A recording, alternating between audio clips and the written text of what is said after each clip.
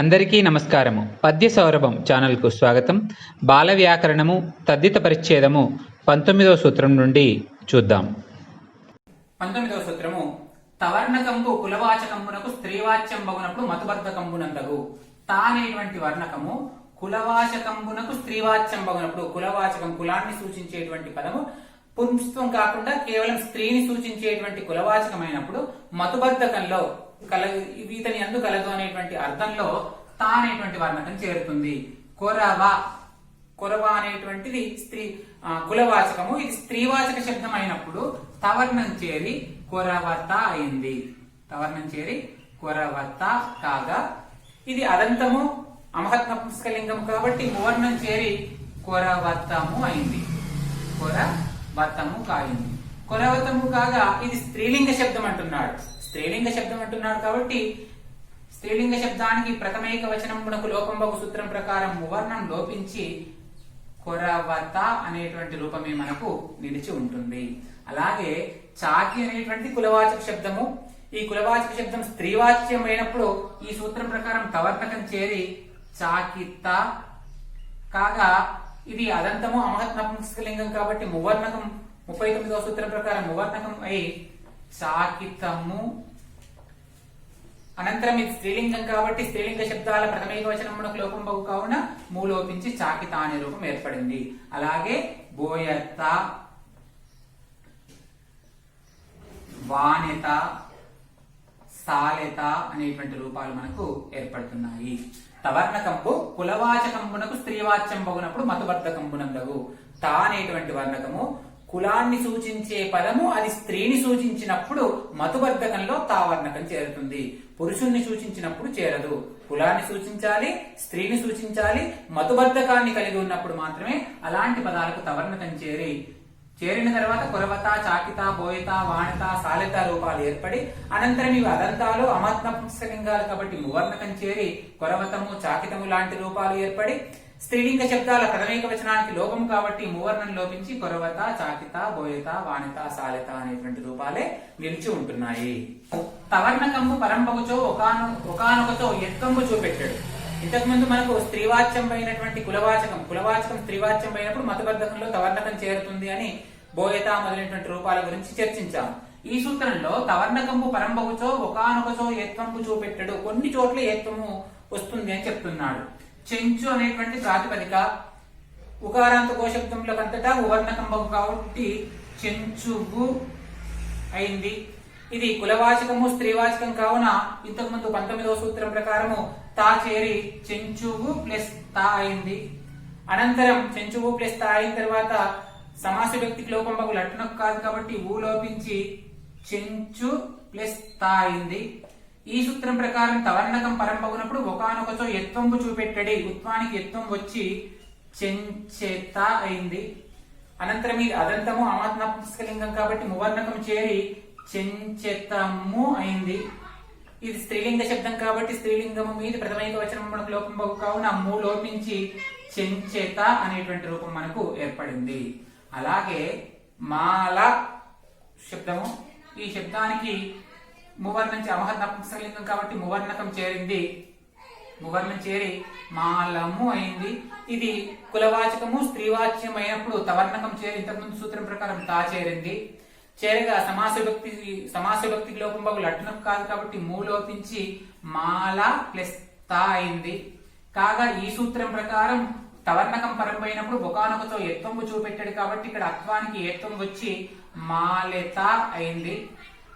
ఇది అదంతము అమహత్ నపుంసకలింగం కాబట్టి దీనికి మువర్ణకం చేరి మాలెతము అయింది. ఇది స్త్రీలింగ శబ్దం కాబట్టి స్త్రీలింగ శబ్దానికి ప్రథమైక వచనం మనకు లోపం బహు కావున మూ లోపించి మాలెత అనేటువంటి రూపం మనకు నిలిచి ఉంది. తవర్ణకంబు పరంపగునప్పుడు ఒకానొకచో ఎత్వంబు చూపెట్టాడు. ఎక్కడైనా తవర్ణకం పరమైనప్పుడు కొన్ని చోట్ల ఎత్వం వస్తుంది. చెంచు ప్లస్ తా చెంచెత అయింది, మాలా ప్లస్ తా మాలెత అయింది. అనంతరం వీటిపైన మువర్ణం చేరి స్త్రీలింగ శబ్దం కాబట్టి అదంతం అమహత్ నపుంసకలింగం కాబట్టి మువర్ణం చేరి స్త్రీలింగ శబ్దం కాబట్టి మువర్ణం లోపించి చెంచెత, మాలెత అనేటువంటి రూపాలు మనకు ఏర్పడుతున్నాయి. ముందు ఊ ఎందుకు చేరిందంటే ఉకారాంత కోశబ్దాలకంతట మువర్ణకం కావున ఊ చేరింది. అదంతము అమహత్ నపుంసకలింగం కాబట్టి మూ చేరింది. ఇవి ఎలా లోపించాయి? సమాస విభక్తికి లోపం బహు లట్టునకు కాదు కాబట్టి తా పరమైనప్పుడు ఈ ఊ ము అనేటువంటి ప్రత్యయాలు లోపించి చెంచు ప్లస్ తా, మాలా ప్లస్ తా, అనంతరం మాలత చెంచుత అనే రూపాలు ఏర్పడ్డాయి. యువతి వీటి రజస్వరలు గుబ్బెత మిండత ముట్టుతలు నాబడుదురు. ఇక్కడ మనకు స్త్రీవాచ్య శబ్దాల గురించి చెప్తున్నాడు. కులవాచకము స్త్రీవాచ్యం అయినప్పుడు మతబద్ధకంలో తవర్ణకం వస్తుందని, కొండకచో ఆ తవర్ణకం పరమైనప్పుడు ఏత్వం వస్తుందని చెప్పి ఇక్కడ యువతి అనే పదానికి గుబ్బెత, వీటి పదానికి మిండత, రజస్వల పదానికి ముట్టుత అనేటువంటి రూపాలు వ్యవహారంలో ఉన్నాయని చెప్తున్నాడు. గుబ్బ అనేటువంటి పదానికి స్త్రీవాచ్యం అయినప్పుడు తా ప్రత్యయం పరమై ఇంతకు ముందు సూత్రంలో ఏత్వం వచ్చి గుబ్బెత అనేటువంటి రూపం ఏర్పడి ఇది అదంతము అమహత్ నపుంసకలింగం కాబట్టి మువర్ణకము చేరి అనంతరం స్త్రీలింగ శబ్దాల ప్రథమిక వచనమునకు లోపం బహు కాబట్టి మువర్ణం లోపించి గుబ్బెత అనేటువంటి రూపమే మనకు నిలిచి ఉంటుంది. అలాగే వీటిపైన కూడా మిండెత ముట్టుతా పైన కూడా ఇది అదంతాలు అమహత్ నపుంసకలింగాలు కాబట్టి మువర్ణం చేరి అనంతరం అవి స్త్రీలింగాలు కాబట్టి ప్రథమిక వచనమైనటువంటి మువర్ణం లోపించి ముందుగా ఇవి అదంతాలు మిండెత ముట్టుత అనేటువంటివి అదంతాలు కాబట్టి ముందుగా ఇవి అదంతాలు కావున అమహత్ నపుంసకలింగాలు కాబట్టి మువర్ణం చేరుతుంది. చేరి ఇవి రెండు స్త్రీలింగాలు కాబట్టి స్త్రీలింగ శబ్దాల ప్రథమిక వచనానికి లోపం కావున ఇవి లోపించి ఈ రూపాలు ఏర్పడతాయి. యువతి వీటి రజస్వల ఈ మూడు పదాల గురించే ఈ సూత్రంలో చెప్పి యువతికి బదులు గుబ్బెత, వీటికి బదులు మిండత, రజస్వలకు బదులు ముట్టుత అనేటువంటి ప్రయోగాలు వ్యవహారంలో ఉన్నాయి అనేది సూచిస్తున్నాడు. ఈ ప్రయోగాల్లో కూడా మనకు ప్రథమిక వచన విభక్తి ప్రత్యయం లేదనుకోకూడదు. ఇలా ఏర్పడి మువర్ణం చేరి అదంతాలు కాబట్టి అమహత్తులు కాబట్టి మువర్ణం చేరి స్త్రీలింగాలు కాబట్టి ఆ మువర్ణం ప్రథమిక వచన విభక్తి ప్రత్యయమైనటువంటి మువర్ణం లోపించి గుబ్బెత, మిండెత, ముట్టుత అనే రూపాలు నిలిచి ఉంటున్నాయి. 22వ సూత్రము వగాదులకు బహువచనాంతంబులకు స్త్రీవాచ్యం బగునప్పుడు మతుబద్ధంబునందు ఆడి వర్ణకం బగు. వగాదులు వగ, వన్నె, చిన్నె, కులుకు, దొమ్మి మొదలైన పదాలన్నీ కూడా వగాదులు. ఈ వగాదులకు బహువచనాంతంబులకు ఈ వగాదులు బహువచనాంతాలైనప్పుడు వగలు, వన్నెలు, చిన్నెలు, కులుకులు, దొమ్మిలు మొదలైనటువంటి రూపాలు ఏర్పడుతున్నాయి. ఈ వగాదులు బహువచనాంతంబులైనప్పుడు ఈ బహువచనాంతాలు స్త్రీవాచ్యం బగునప్పుడు స్త్రీని సూచించినప్పుడు మతుబద్ధంబునందు, మతుబద్ధం అంటే కలవి వగలు కలిగినవి అనేటువంటి అర్థంలో చెప్పినప్పుడు స్త్రీవాచ్యము స్త్రీకి వగలు కలిగినది అని చెప్పేటువంటి అర్థంలో ఆడి వర్ణకం బహు ఆడి వర్ణకము వస్తుంది. ఆడి వర్ణకం వచ్చి వగలు ప్లస్ ఆడి అవుతుంది. అయితే ఇంతకు ముందటి సూత్రాల్లో మనకు సమాస పరిచ్ఛేదంలోని 25వ సూత్రం ప్రకారం సమాస విభక్తికి లోపం బహు లట్టునకు కాదు కాబట్టి విభక్తి ప్రత్యయం లోపించాలి. కానీ ఇక్కడ బహువచనాంతంబులకు అని నిర్దేశించాడు కాబట్టి విధాన సామర్థ్యం చేత ఇక్కడ పర్టికులర్ గా బహువచనాంతాలకు అన్నాడు కాబట్టి బహువచన ప్రత్యయం లోపించదు. లోపించకుండా సంధి జరిగి వగలాడి అనే రూపం ఏర్పడుతుంది. ఏర్పడి అనంతరం దీనిపైన ఎలాంటి విభక్తి ప్రత్యయం చేరలేదు కాబట్టి ఇది సుబంధమై స్త్రీలింగముల ప్రథమైక వచనమునకు లోపంబు బహుళంబుగా అనే సూత్రం ప్రకారం ఈ సుబంధం లోపించి వగలాడి అనేటువంటి రూపమే మనకు నిలిచి ఉంటుంది. వన్నెలు అనేటువంటిది బహువచనాంతమైనటువంటి రూపం. వగాదుల్లో వన్నె అనేటువంటి రూపం ఉంది, ఇది బహువచనాంతమైంది. వన్నెలు కలవు అనేటువంటి మధుబద్ధకంలో దీనికి ఆడి అనేటువంటి ప్రత్యయం పరమైనప్పుడు లు లోపించదు. ఎందుకు లోపించదు కాబట్టి విధాన సామర్థ్యం చేత బహువచనాంతము అని చెప్పాడు కాబట్టి లు లోపించకుండా వన్నెలు ప్లస్ ఆడి వన్నెలాడి అయింది. దీనిపై ఎలాంటి విభక్తి ప్రత్యయం చేరలేదు కాబట్టి అనుక్త న్యాయం ఇది సుబంతమే. స్త్రీలింగంబుల ప్రథమైక వచనమునకు లోపం బగు కావున ఈ సుబంతం కూడా లోపించి వగలాడి రూపమే నిలిచి ఉంటుంది. అలాగే చిన్నెలు ప్లస్ ఆడి చిన్నెలాడి, కులుకులాడి, దొమ్మిలాడి రూపాలు మనకు చేరుతున్నాయి. ఇవన్నీ కూడా కేవలం స్త్రీవాచక శబ్దాలు. మతువర్ధకంలో స్త్రీవాచక శబ్దాలు, అందులో వగాదులు బహువచనాంతాలై ఉన్నప్పుడు వగాదులు బహువచనాంతాలై ఉన్నప్పుడు స్త్రీవాచ్యాన్ని స్త్రీని సూచించే మధువర్ధకంలో ఆడి అనేటువంటి రూపము ఆడి అనేటువంటి ప్రత్యయం మనకు చేరి వగలాడి, వన్నెలాడి, చిన్నలాడి మొదలైనటువంటి రూపాలు ఏర్పడము. వగాదులకు బహువచనాంతంబులకు పుంస్తంబున మతుబద్ధంబునందు ఆకారం బగు. మతుబద్ధం బాకారం బగు. మతుబద్ధంలో ఆకారం వస్తుంది. ఇంతకు ముందు వగాదులకు స్త్రీత్వంలో బహువచనాంతం లేనప్పుడు స్త్రీవాచ్యం అయినప్పుడు ఆడి శబ్దం వచ్చింది. ఇక్కడ పుంస్తంలో అయితే ఆ అనేటువంటి మాత్రమే ఉంటుంది, డి అనేటువంటిది రాదు అని చెప్తున్నాడు. ఆ వరకే నిలిచి ఉంటుంది. వగ బహువచనాంతమైనప్పుడు వగలు, ఈ వగలు కలిగి ఉన్నాడు అనేటువంటి మతబద్ధకంలో పుంస్తం కాబట్టి వగలు కలిగి ఉన్నాడు అనేటువంటి మతబద్ధకంలో పుంస్తం కావున ఆ చేరింది. చేరి విధాన సామర్థ్యం చేత బహువచన ప్రత్యయం లోపించదు కాబట్టి వగలు ప్లస్ వగల అయింది. వగల కాగా ఇది పుంస్త శబ్దం కాబట్టి డుంగ్ ప్రత్యయం చేరి వగలాడు, అలాగే బిందుపూర్వకం కాబట్టి వగలాండు అనేటువంటి రూపాలు ఏర్పడుతున్నాయి. ఏర్పడగా దీర్ఘం మీద సాధ్యపూర్ణం లేదు కాబట్టి ఇది నిషేధించి వగలాడు అనే రూపమే మనకు నిలిచి ఉంటుంది. అలాగే వన్నె బహువచనము వన్నెలు, వన్నెలు కలిగి ఉన్నాడు అనేటువంటి పుంస్త్వర్ధంలో మతబద్ధకంలో ఆ ప్రత్యయం చేరి వన్నెలు ప్లస్ వన్నెల, ఇది పుంలింగ తుల్యం కాబట్టి డుంగ్ ప్రత్యయం చేరి వన్నెలాడు అయింది. దీర్ఘం మీద సాధ్యపూర్ణం లేదు కాబట్టి బిందుపూర్వకంతో ఉండే రూపము ఉండదు. చిన్నె చిన్నెలు, చిన్నెలు కలిగిన వాడు అనే మతబద్ధకంలో పుంస్తంలో ఆ ప్రత్యయం చేరి చిన్నెల, అనంతరం ఇది పుంలింగ తుల్యం కాబట్టి డుంగ్ చేరి చిన్నెలాడు, బిందుపూర్వక రూపం దీర్ఘం మీద సాధ్యపూర్ణం లేదు కాబట్టి బిందుపూర్వక రూపం లేదు. వగాదులకు బహువచనాంతములకు పుంస్తంబున మధుబద్ధకంబు ఆకారంబగు. స్త్రీత్వం అయితే ఆడి వర్ణకం అవుతుంది, పుంస్తం అయితే ఆ అనేటువంటి వర్ణకం చేరుతుంది. వగలు కలిగి ఉన్నాడు అనే అర్థంలో ఆ చేరి వగలాయ్, పుంస్తం కాబట్టి వగలాడు అయింది. జిత్తు బిందు పూర్వకం కాబట్టి వగలాండు కూడా ఏర్పడింది, కానీ దీర్ఘం మీద సాధ్యపూర్ణం లేదు కాబట్టి ఇది నిషేధించుకొని వగలాడు రూపమే మనకు సాధు రూపంగా గ్రహిస్తున్నాం. అలాగే వన్నెలాడు, చిన్నెలాడు మొదలైనటువంటి రూపాలు ఏర్పడుతున్నాయి. వగాదులకు బహువచనాంతంబులకు పుంస్త్వంబున మతుబద్ధకంబున ఆ ప్రత్యయం అవుతుంది, స్త్రీత్వంబున మతుబద్ధకంబున ఆడి అనేటువంటి ప్రత్యయం అవుతుంది అనేది గుర్తుంచుకో. 24వ సూత్రము ముక్కు లోనగువానికి తదభావద్యోతకంపై మతబద్ధంబునందు ఇడివర్ణకంబగు. ముక్కు లోనగువానికి ఇడివర్ణకం అవుతుంది. ఎప్పుడు ఇడివర్ణకం అవుతుంది? తత్ అభావద్యోతకంపైన మతబద్ధకంబునందు. అభావద్యోతకం అంటే అది లేదు అనేటువంటి లక్షణాన్ని కలిగి ఉన్నప్పుడు. ముక్కు లేదు అనేటువంటి లక్షణం కలిగి ఉన్నప్పుడు, మామూలుగా మతబద్ధకం అంటే కలిగి ఉన్నాడు అని అర్థం. అభావద్యోతకం పైన మతబద్ధకం అంటే అది లేదు అనేటువంటి అర్థాన్ని కలిగి ఉన్నప్పుడు ఇడివర్ణకం చేరుతుంది. ముక్కు ఇది ఉకారాంత కోశబ్దములకు అంతటా ఓవర్ణకంబకు సూత్రం ప్రకారం ఇది ముక్కువు అయింది. కాగా ఈ సూత్రం ప్రకారం అభావద్యోతకం పైన మతబద్ధకంబునందు ముక్కు లేదు అనేటువంటి భావాన్ని చెప్పేటువంటి సందర్భంలో దీనికి ఇడివర్ణకం చేరింది. చేరి ముక్కువు ప్లస్ ఇడి అయింది. అనంతరం సమాస పరిచ్ఛేదం 25వ సూత్రం ప్రకారం సమాస విభక్తికి లోపంబగు లక్షణము కాదు కాబట్టి ఊ అనేటువంటి ప్రత్యయం లోపించి ముక్కు ప్లస్ ఇడి అయింది. అయి సంధి జరిగి ముక్కిడి అనే రూపం ఏర్పడింది. ఏర్పడి దీనిపైన ఎలాంటి విభక్తి ప్రత్యయం చేరడానికి వీలు లేదు కాబట్టి ఇది సుబంతమైంది. సుబంతమై స్త్రీవాచక శబ్దం కావున స్త్రీలింగ శబ్దాల ప్రథమైక వచనమునకు లోపంబగు సూత్రం ప్రకారం ఇది లోపించి సుప్రత్యయం లోపించి ముక్కిడి అనేటువంటి రూపమే మనకు నిలిచి ఉంటుంది. వాలు ఉకారాంత కోశబ్దములకు అంతటా ఓవర్ణకంబగు కావున వాలువు అయింది. వాలు లేదు కాబట్టి అభావద్యోతకమైన మతబద్ధకములో ఇడి చేరి ఊ లోపించి వాలిడి అయింది. అనంతరం దీనిపైన సుబంతం చేరి అది కూడా లోపించి వాలిడి అనే రూపం నిలిచి ఉంటుంది. సిగ్గు ఉకారాంత కోశబ్దములంతటికీ వర్ణకంబవు కావున సిగ్గువు ఇది లేదు అని, సిగ్గు లేదు అని చెప్పేటువంటి అభావద్యోతకమైన మతబద్ధకం లేకపోవడాన్ని కలిగి ఉండడం అనే అర్థంలో ఇడివర్ణకం చేరి ఇడి సమాస విభక్తికి లోపంబగు లక్షణం కాదు కాబట్టి ఊ లోపించి సిగ్గు ప్లస్ ఇడి సంధి జరిగి సిగ్గిడి.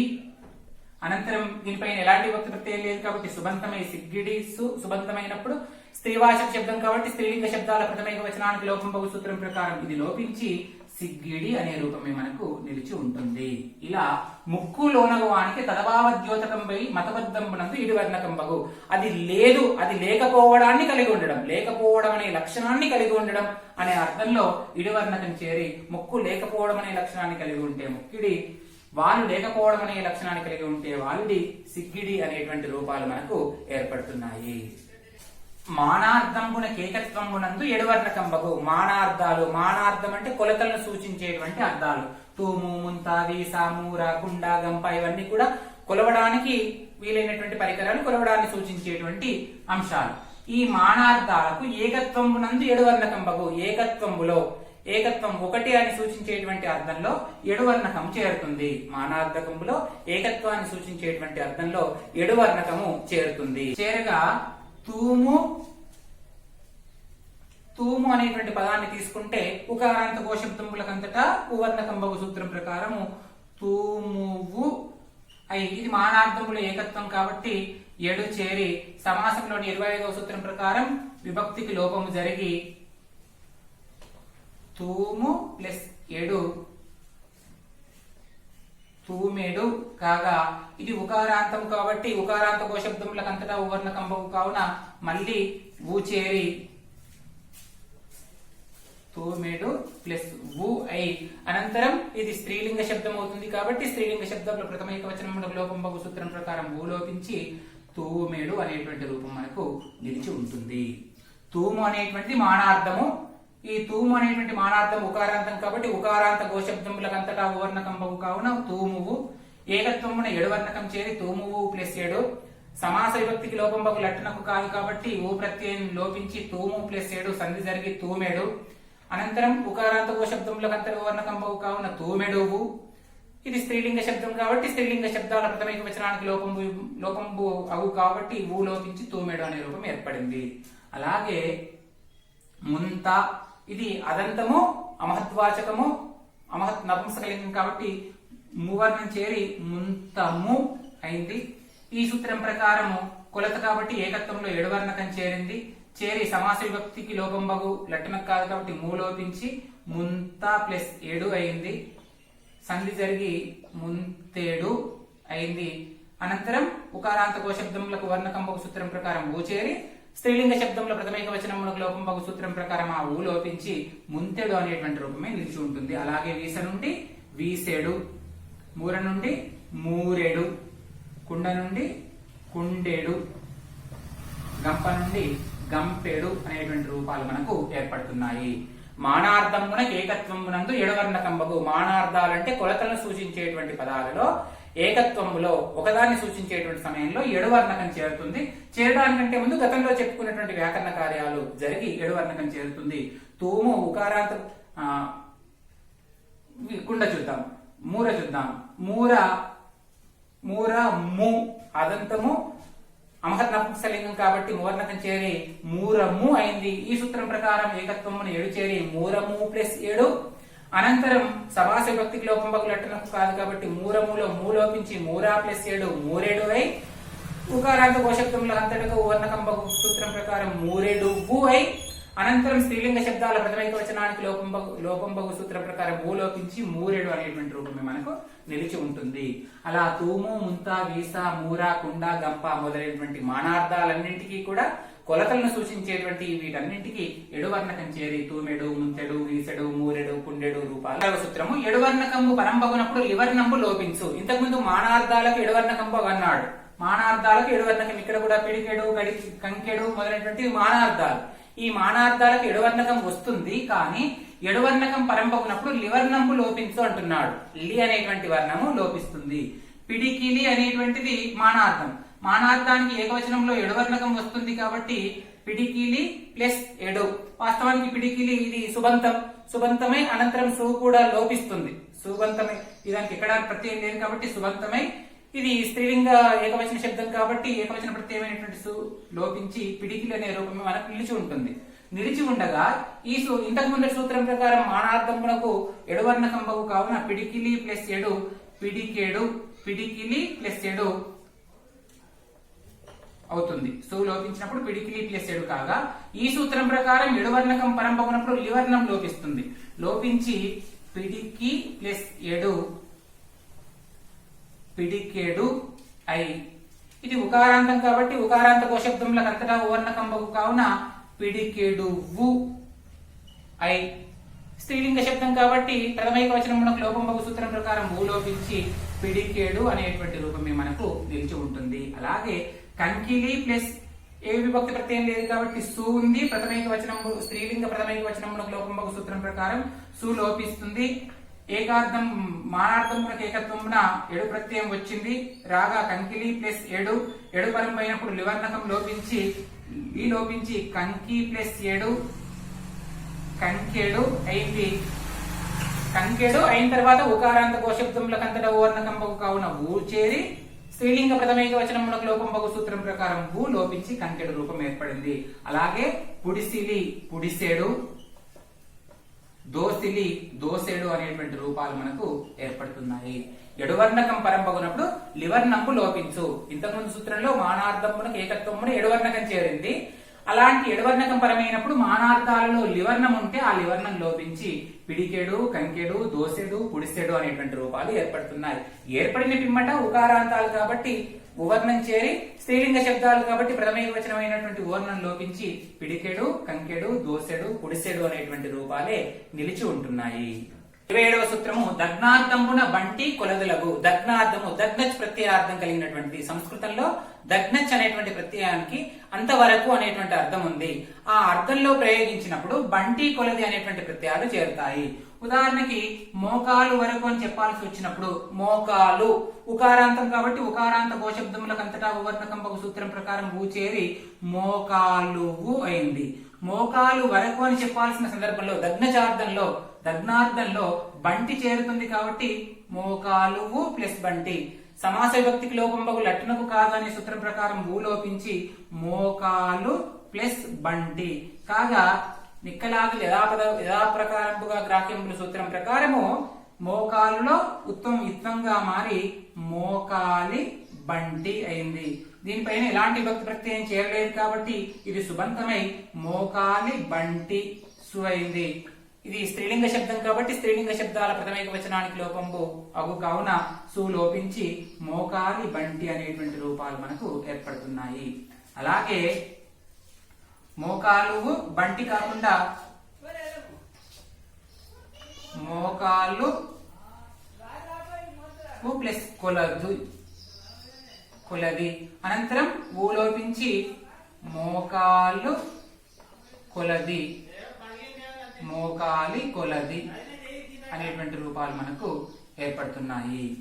దగ్నార్థంబున బంటి కొలదగు. దగ్నార్థం దగ్నచ్ అనేటువంటి సంస్కృత ప్రత్యయానికి అర్థం అంతవరకు అనేటువంటి అర్థం.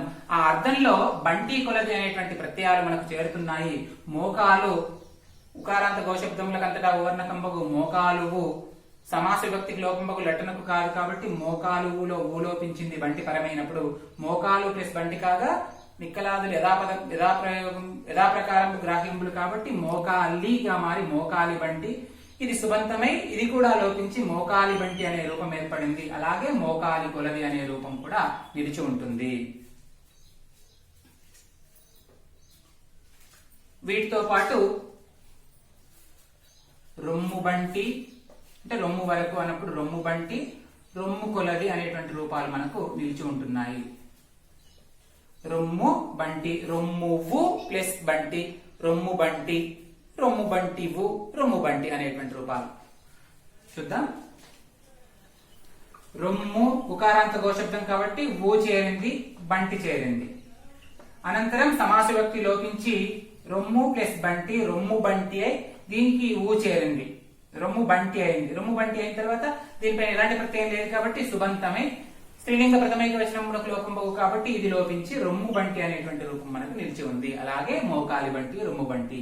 దగ్నార్థమున బంటి కొలదులకు. దగ్నార్థము అంటే అంతవరకు, దగ్నచ్ అనే ప్రత్యయానికి సమానమైన అర్థం. అంతవరకు మోకాలు వరకు ఉంటే మోకాలు బంటి, వాగు మోకాలు బంటి పారుతుంది, రొమ్ము బంటి నీళ్లలో దిగి ఉన్నాను అంతవరకు అనేటువంటి అర్థంలో బంటి కొలది అనేటువంటి ప్రత్యయాలు చేరి మోకాలి బంటి, మోకొలది, రొమ్ము బంటి, రొమ్ము కొలది అనేటువంటి రూపాలు ఏర్పడుతున్నాయి. విశేషంబుల వర్ణకాంతరంబులను మహత్ప్రయోగంబులను నెరుగున్నది. ఇలాంటి అర్థ విశేషణాలను సూచించేటువంటి పదప్రయోగాలు మహత్ప్రయోగంబులు నెరుగున్నది. మహత్ప్రయోగాలు అంటే పూర్వ కవులు సూచించినటువంటి ప్రయోగాలను అనుసరించి ఇలాంటి తద్దిత రూపాలను మనము తెలుసుకోవాలి అని సూచిస్తున్నాడు. మంట, మారి, తిండిపోతు, అడప, పెండ్లము మొదలైనటువంటి రూపాలను మహత్ప్రయోగాలను, గొప్పవారి ప్రయోగాలను అనుసరించి వాటిని మనము తద్దితాలుగా మనం గుర్తించాల్సిన అవసరం ఉంది. మంట, మారి. మంట అదంతము అవహత్ నపుంసకలింగం కాబట్టి మువర్ణం చేరి మంటము ప్లస్ మారి, మంటము ప్లస్ మారి. అనంతరం ఈ సమాస విభక్తికి లోపంబగు లట్టునకు కాదు కాబట్టి మూ లోపించి మంట మారి అయి దీనిపైన ఎలాంటి ప్రత్యయం లేదు కాబట్టి సుబంతం చేరి స్త్రీలింగ వచన శబ్దం కాబట్టి స్త్రీలింగ శబ్దాల ప్రథమ ఏకవచనానికి లోపం బహు సూత్రం ప్రకారం సులోపించి మంట మారే రూపం నిలిచి ఉంది. అలాగే తిండిపోతు, తిండి, దీనిపైన ఏ ప్రత్యయం లేదు కాబట్టి సుబంతం అనుకుంటే సు పోతు. సమాస వ్యక్తికి లోపం బహు లట్టనం కాదు కాబట్టి సు లోపించి తిండి పోతు.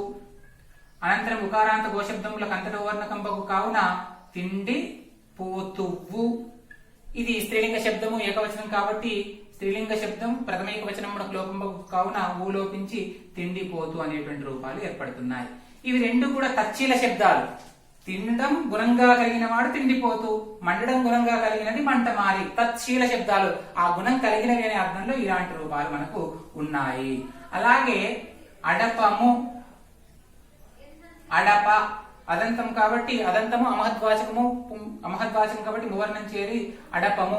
మతబద్ధకంలో ఇది కరెండవాహి, అది కలిగింది కాబట్టి కలిగి ఉన్నది అనేటువంటి అర్థంలో ఆ చేరి అడపము ప్లస్ ఆలో సమాస వ్యక్తికి లోపం బహు లట్టనం కాదు కాబట్టి మూలోపించి అడప ప్లస్ అడప అనేటువంటి రూపం మనకు ఏర్పడింది. అనంతరం దీనిపైన కూడా మళ్ళీ మూ చేరి ఇది స్త్రీలింగ శబ్దం కాబట్టి ప్రథమైక వచనానికి లోపం జరిగి అడప అనేటువంటి రూపమే మనకు నిలిచి ఉంటుంది. పెండ్లము అనేటువంటి రూపంలో పెండ్లి, దీనిపైన ఎలాంటి వ్యక్తి ప్రత్యయం చేరలేదు కాబట్టి సుబంతమైంది. పెండ్లి దీనికి కలదు అనేటువంటి అర్థంలో అమ్ము అనేటువంటి ప్రత్యయం చేరింది. చేరి సమాస వ్యక్తికి లోపం బహు లట్టునం కాదు కాబట్టి సుబంతం లోపించి సంధి జరిగి పెండ్లము అయింది.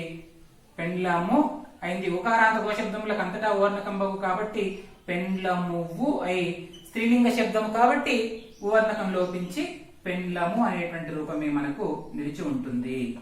ఇలా అర్ధ విశేషంబుల వర్ణకాంతారంబులను మహత్ప్రయోగంబులను ఎరుంగున్నది. మహత్ప్రయోగాలను అనుసరించి ఇలాంటి అర్ధ విశేషణాలకు సంబంధించినటువంటి వివిధ రకాల ప్రత్యయాలు చేరగా ఏర్పడిన తద్దిత పదాలను గుర్తుంచుకోవాలి. వేటి ఆధారంగా? మహత్ప్రయోగాలను ఆధారంగా, పూర్వకవుల ప్రయోగాల ఆధారంగా. మంట మారి, మంట అదంతము అమహత్ నపుంసకలింగం కాబట్టి మువర్ణం చేరి మంటము ప్లస్ మారి.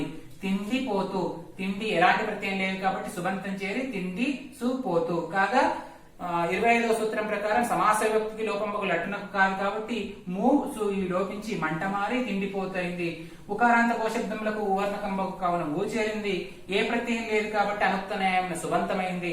అనంతరం మళ్ళీ స్త్రీలింగాలు కాబట్టి స్త్రీలింగ శబ్దాల ప్రథమైక వచనానికి లోపం బహు సూత్రం ప్రకారం సు కాని ఊ కాని లోపించి మంట మారి తిండిపోతూ రూపాలు ఏర్పడ్డాయి. ఇవి రెండు తచ్చీలాలు, అంటే తత్శీలం కలిగినవి, ఆ గుణాన్ని కలిగినవి అనే అర్థంలో మంట మారి తిండిపోతూ రూపాలు ఏర్పడ్డాయి.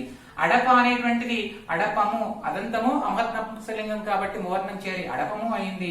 ఇది మతబద్ధకంలో ఇది కలిగి ఉన్నాడు అనేటువంటి అర్థంలో అడపము ప్లస్ ఆ అయింది. సమాస వ్యక్తి లోపించి అడప అయింది. అనంతరం మూ చేరి మళ్ళీ స్త్రీలింగం కాబట్టి స్త్రీలింగ శబ్దాల ప్రథమైక వచనానికి లోపం బహు సూత్రం ప్రకారం మూ లోపించి అడప అయింది. పెండ్లి ఎలాంటి ప్రత్యయం లేదు కాబట్టి సుబంతమై పెండ్లి సు అయింది. పెండ్లి వీనికి కలదు అనే అర్థంలో అమ్ము అనేటువంటి ప్రత్యయం చేరింది. సమాస వ్యక్తికి లోపం బహు లట్టునకు కాదు కాబట్టి సుబంతం లోపించి పెండ్లి ప్లస్ అము పెండ్లము అయింది. ఉకారాంత గోశబ్దములకు అంతటా వర్ణకం బహు కావున ఊ చేరింది. స్త్రీలింగ శబ్దం కాబట్టి ప్రథమైక వచనానికి లోపం బహు కావున ఊ లోపించి పెండ్లము అనే రూపం ఏర్పడింది. ఈ విధంగా ఉండేటువంటి అర్ధ విశేషణాలను ఒక్కొక్కటి ఒక్కొక్క రకంగా ఉన్నటువంటి ఈ తద్దిత పదాల అర్ధ విశేషణాలను పూర్వకవుల ప్రయోగాలను అనుసరించి గ్రహించాలి అనేది తద్దిత పరిచ్ఛేదంలోని చిట్ట చివరి సూత్రంలో చెప్పడం జరిగింది. ఇంతవరకు మీరు బాల వ్యాకరణం తద్దిత పరిచ్ఛేదంలో 19వ సూత్రం నుండి 28వ సూత్రం వరకు విన్నారు. ఈ వీడియో మీకు నచ్చినట్టయితే లైక్ చేయండి, షేర్ చేయండి. మా పద్య సౌరభం ఛానల్ను సబ్స్క్రైబ్ చేయండి. ధన్యవాదాలు.